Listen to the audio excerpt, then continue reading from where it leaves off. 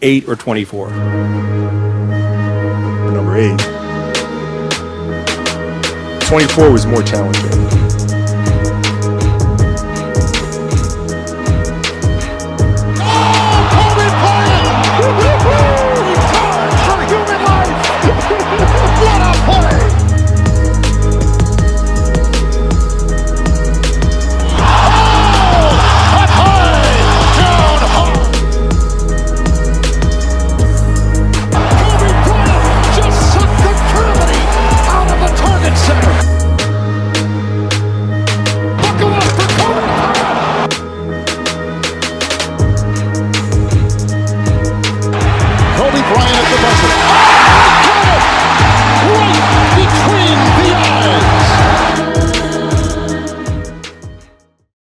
It's Monday, and that means a few things. 1, I'm not MCM. 2, it's a Mamba Monday. And 3, it's MJ's birthday. And 4, it's time for the 24 podcast. How you guys doing? I'm your host, the product of Poverty's Environment, the Pope Chuck Paul. Episode 207. It's over. It's over now. Yes, that old Corrupt song when he attempted to go solo. Dope track. And it's over because NBA All-Star Weekend, it's definitely over. We're going to get into all of the shenanigans that went on this weekend. I hope you guys enjoyed your week. I hope you guys enjoyed your Valentine's Day weekend. And for those who are off today, whose jobs acknowledge President's Day, I hope you're enjoying your extended weekend. Let's get right into it. All-Star Weekend began on Friday. They had the celebrity game. They had the Rising Stars game. I'm not going to lie to you. I ain't watch any of that shit. It's Friday Night SmackDown. I'm watching wrestling. I'm sorry. You know how I get down. We're going to jump right into the All-Star Saturday night. Started it off with the skills competition. And in the first time in history, someone was disqualified from the skills competition. And guess who it was? Wemby and CP3. Yes, they were pretty much not taking real jump shots or something like that. I don't know. I don't watch the skills competition. But the Cleveland Cavaliers duo of Evan Mobley and Donovan Mitchell took home that trophy. Tyler Hero of the Miami Heat bested out Buddy Hield in the three-point shootout. And man, oh man, they say white man can't jump, but this white man can. Matt McClung, his first dunk, he jumped over the top part of a Kia. Reverse dunk, alley-oop. His first dunk. Then he did another dunk where it was an alley-oop. He caught it, took the ball, tapped it on the rim, then dunked it. Another dunk he did where there was a ball on the hoop. He jumped, put that one, dunked that one in, and dunked another one with his other hand. Like, dog. There's no need for me to even talk about the other contestants. Not worth bringing them up. But yeah. But then afterwards, NBA players start tweeting. Ja Morant like, oh, I think I might have to. The Giannis said, if you do it, I'll do it. And then I believe Zach LaVine was like, damn, I think I might have to come back. But at least Zach LaVine, he actually participated before and won multiple times. But yeah. Now, to the All-Star game. First of all, AE didn't suit up last minute, groin injury. LeBron was practicing, shooting around all that shit. Hour before the game, nah, I can't play. Ankle. Look at this nigga, man. Look at me looking at him. Just lying his ass off. They could have announced that before the weekend, and someone like Norman Powell, or maybe even Tyrese Maxey or LaMelo Ball could have participated. I think that shit is corny. The folks pay thousands of dollars for those tickets to see guys like him play, like LeBron, like AE, Anthony Edwards. Trash. Getting to the games, game one was Kenny Young Stars against Chuck's Global Stars. Charles Barkley, his team won. Shaq's team beat Candace's Rising Stars. And now to the final game. Shaq's OGs spanked Chuck's Global Stars 41-25. Game is up to 40 for both games. Curry got the MVP, hit 4 3-pointers.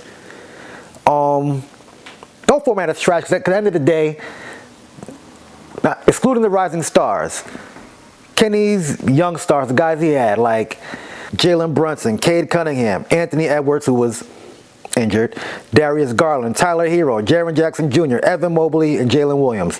They played for about 8 minutes, and that was it. Because after their team loses, they're not playing again. So if you voted for some of these guys, paid to see some of these guys, I know you're upset. Because I would be. You know what I'm saying? Trash. Trash. You know what I'm saying? And also, what pissed me off more about this shit, there was so many commercials, so many comedy segments and vignettes and whatnot with Kevin Hart. They're doing all types of comedy sketches and shit. There was more breaks than basketball. If y'all want to have a comedy session, do that during All-Star Saturday night after the festivities. Stream that shit on YouTube or something. Bring back the East versus West. And if you're not going to do that, just cancel the game altogether. Replace it with the Hall of Fame. Do more community-based stuff like NBA Jam Session or a Fanatic Fest with the NBA players.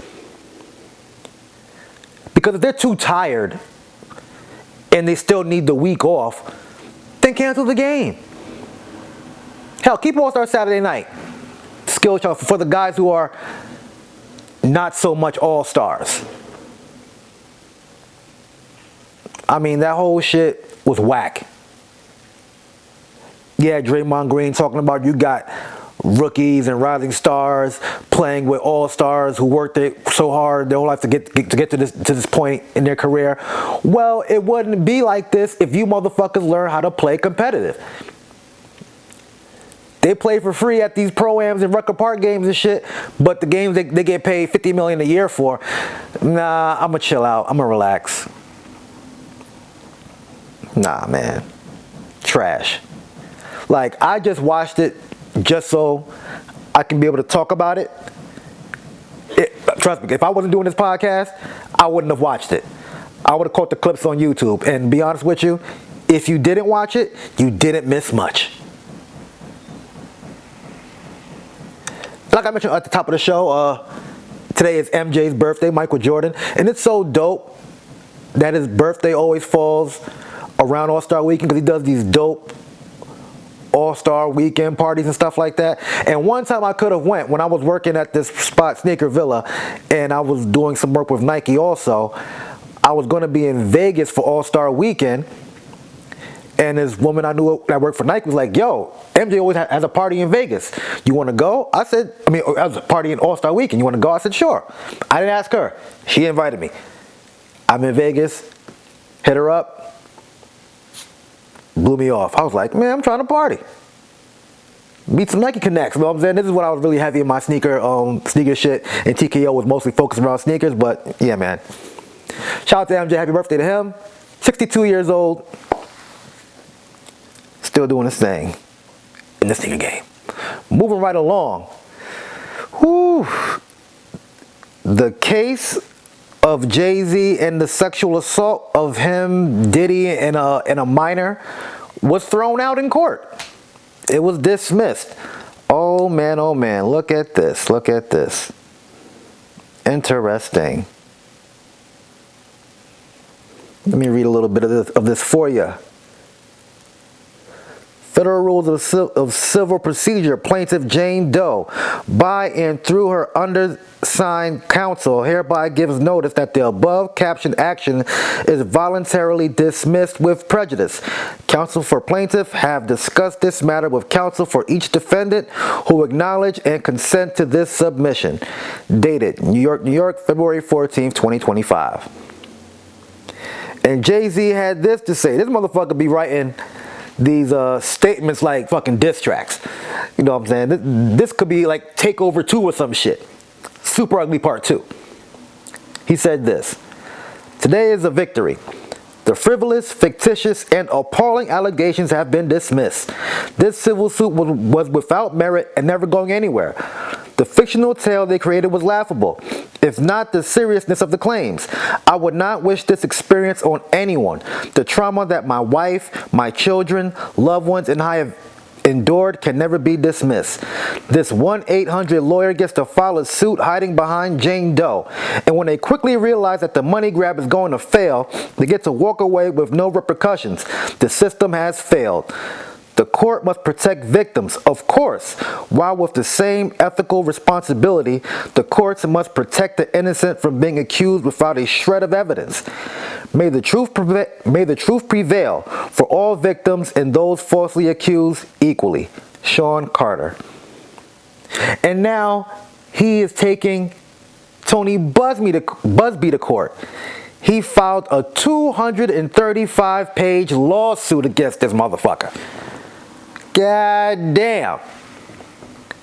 And honestly, anyone with a brain, or maybe without a brain, could have seen through this case, not because it's Jay-Z or it's Diddy, whatever the case may be, but a lot of times, a lot of things now, when Diddy's name is attached to it, you think guilty already because we've seen the Cassie video.